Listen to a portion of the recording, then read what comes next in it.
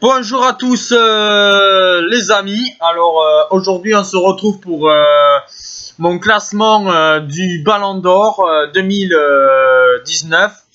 Alors tout d'abord, je vais vous annoncer qui est mon Ballon d'Or féminin, qui a gagné le trophée Yachine du meilleur gardien et le trophée Copa du meilleur joueur.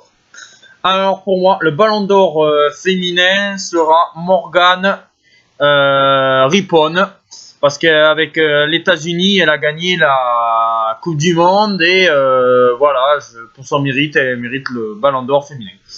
Pour le trophée Yacine du meilleur gardien, ça sera Alison Becker. Et pour le trophée Copa du meilleur joueur, ça sera Joe Félix. Voilà pour la petite parenthèse. Et maintenant, on va passer aux 30 nommés dans mon classement. Alors, en 30e position, je mets celui qui va gagner le trophée Copa, Joe Félix, qui a joué à Benfica et à l'Atlético de Madrid.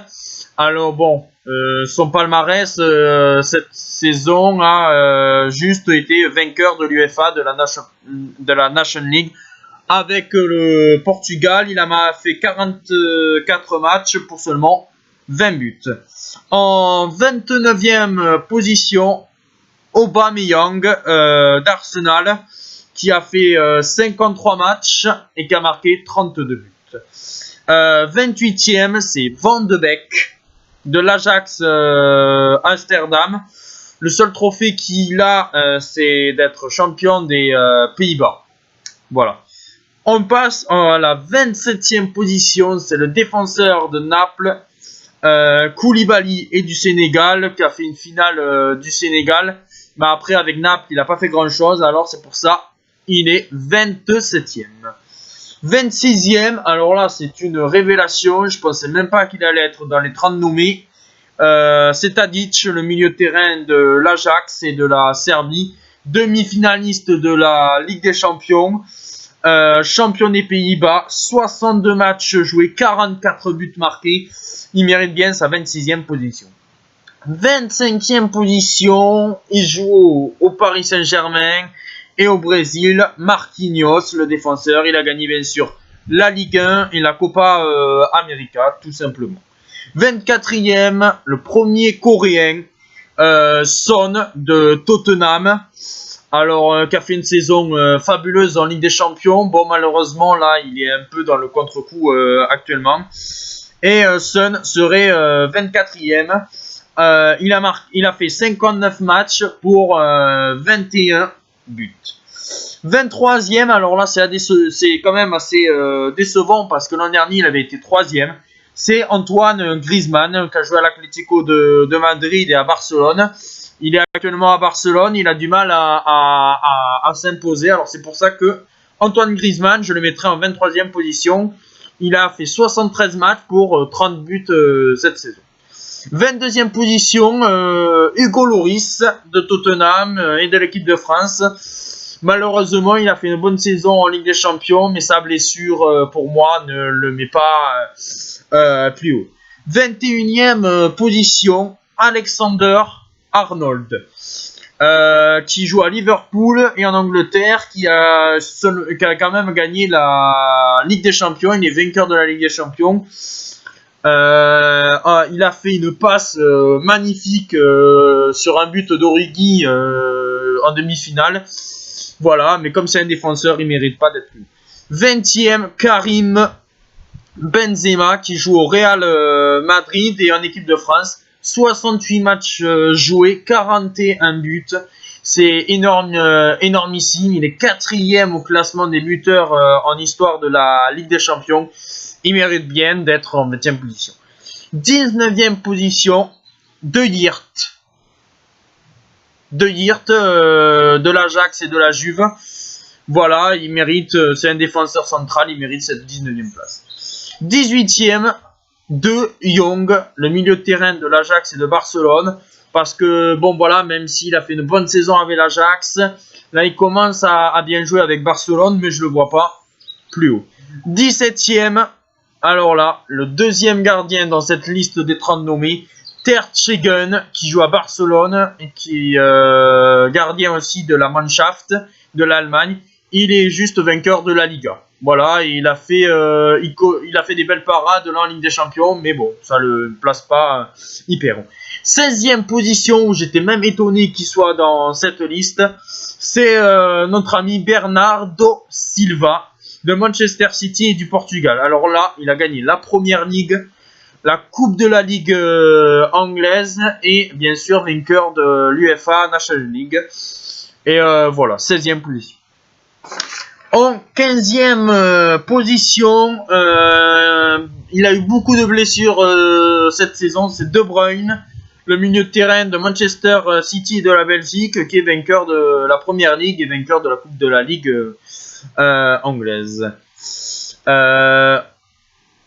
En 14e position, alors là c'est le milieu de Tottenham, le milieu de Liverpool, Wijnaldum, j'arrive pas à bien le prononcer, excusez-moi, de Liverpool, vainqueur de la Ligue des Champions, un doublé en demi-finale sur la remontada contre Barcelone, il mérite cette 14e place.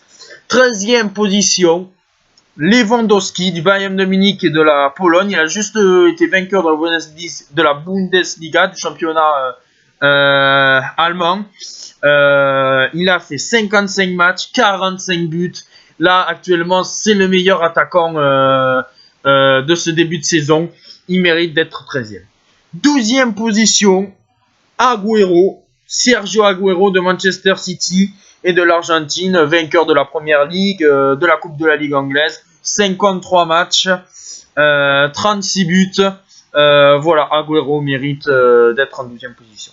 11e position, Eden Hazard de Chelsea et du Real Madrid, parce qu'il est quand même vainqueur de l'Europa League avec Chelsea.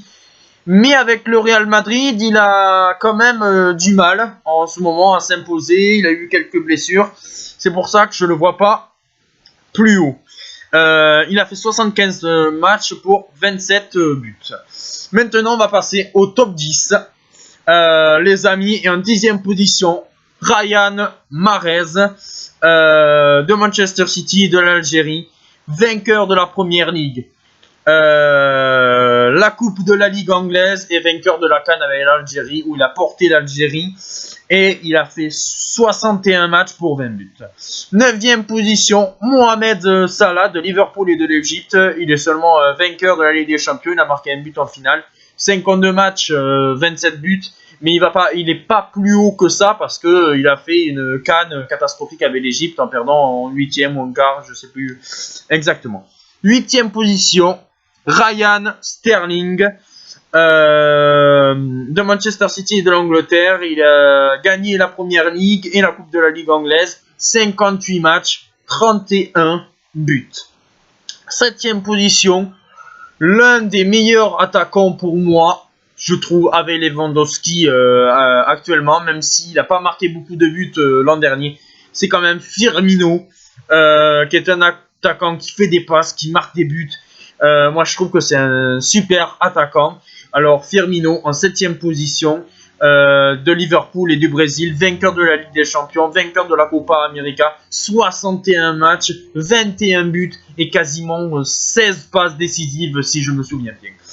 6e position, le meilleur gardien, comme je l'ai dit, c'est Alisson Becker, le gardien de Liverpool et du Brésil. Il a gagné la Ligue des Champions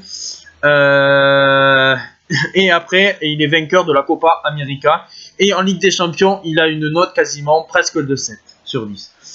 Et on va passer au top 5. Alors le top 5, on se rapproche de savoir qui va avoir le ballon d'or. En 5e position, il est français, il joue au PSG, Kylian Mbappé. Il a gagné la Ligue des Champions, il a gagné la Ligue 1. Mbappé a gagné la Ligue 1, meilleur buteur du championnat de France avec 34 buts, 43 matchs, 39 buts. C'est énormissime. Il n'y a pas longtemps, il te marque un triplé contre Bruges. Voilà, il mérite quand même cette 5e place. tout à fait, il mérite cette 5e place. 4e position, ben ça on ne change pas. Pour une fois, il va pas être sur le podium. Cristiano Ronaldo de la Juventus et du Portugal. Il a juste gagné la Serie A et vainqueur de l'UEFA National League. Il a fait 56 matchs pour 34 buts. Et maintenant, on passe au podium. Il en reste plus que 3. Et en 3e position, c'est Van Dijk de Liverpool et des Pays-Bas, vainqueur de la Ligue des Champions. Et dans la saison de Première Ligue en 2018 et 2019, un seul dribble encaissé. Il s'est fait dribbler qu'une seule fois. C'est un défenseur c'est la première fois qu'un défenseur dans une saison se fait dribbler quasiment qu'une seule fois. C'était Gabriel Jesus qui avait réussi à le dribbler. C'est vraiment fantastique. Mais comme un défenseur ne peut pas gagner le ballon d'or, parce que l'an dernier je l'aurais donné à Varane, c'est pour ça que Van Dijk finirait 3e position. Et maintenant il en reste 2. Alors je vais vous dire qui gagne le ballon d'or. Premier Lionel Messi et 2e Mané. Alors je vais vous dire 2e Mané parce qu'il a, avec Liverpool et le Sénégal, il a été vainqueur de la Ligue des Champions. Certes, 59 matchs, 30 buts. C'est énormissime. Finaliste de la CAN. C'est énorme, mais bon voilà, c'est 2e parce que le roi, il est là, c'est Lionel Messi qui gagnerait son 6e ballon d'or. Parce qu'il est à Barcelone, il a gagné la Liga, meilleur buteur européen avec 38 buts dans une saison. Voilà, du championnat, 38 buts et quand même 56 matchs joués, 54 buts. C'est tout simplement énormissime. Voilà mon classement. Je vois Lionel Messi gagner le ballon d'or. J'attends avec vos commentaires. Pas besoin de me dire les 30.